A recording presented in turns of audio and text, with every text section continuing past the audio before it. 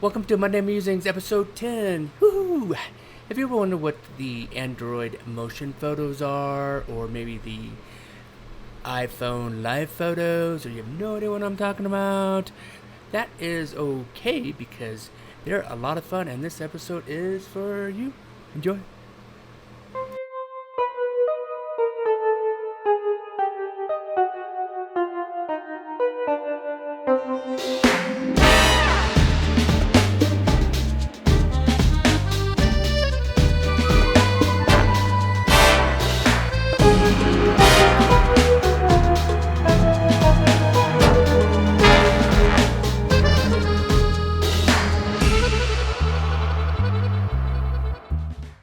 Alright, let's get started. But before we get in talking about the nuts and bolts of motion photos, I want to first do a demo.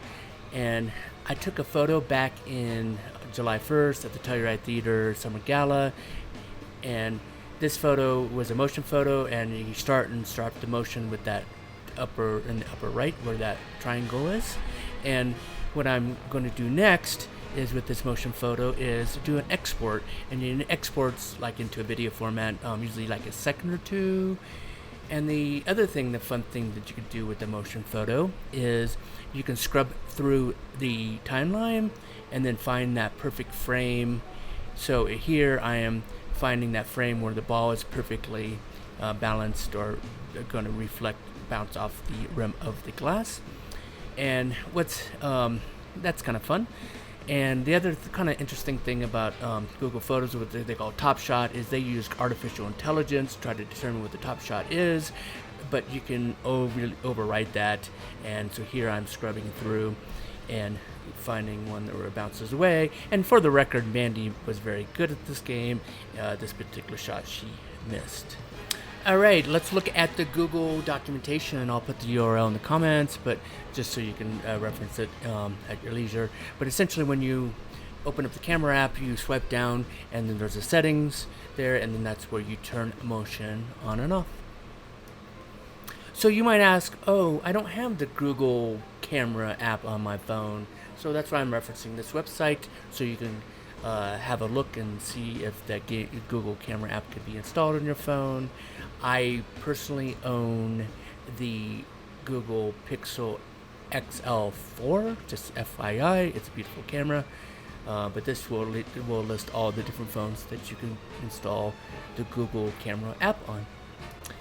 Alright, so let's try to do a demo. So yesterday I was on Main Street and just trying out so I swiped from the right there to get the settings, or from the top, and in the middle you can see where it says motion photos off, and then you can switch it to auto. I'm not sure what auto does, but I usually just keep it on all the time, and that's all you do.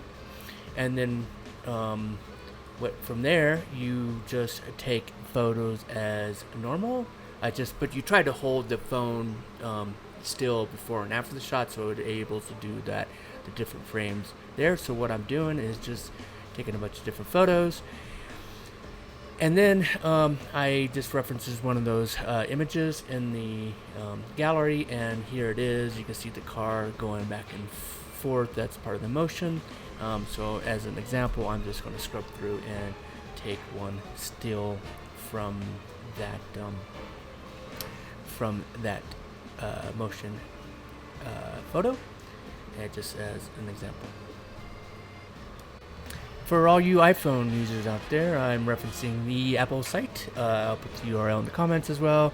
But essentially, it looks like I've not used this, but Live Photos looks very similar to motion photos in the Android, where you just set it up in the settings, and then you just take photos as normal, and then you reference the photo, and then you can go and find that photo in that there, and then they call it a key photo, and then you just go and select it.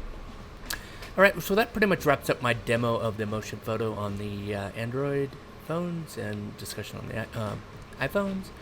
As a couple closing remarks, I keep motion photo setting on all the time, but something to consider is when you pull out a photo, when you scrub through and you pull out that frame, the resolution is quite a bit less, so you can't It's fine for social media, but if you're going to print it out, it's probably not the quality that you need.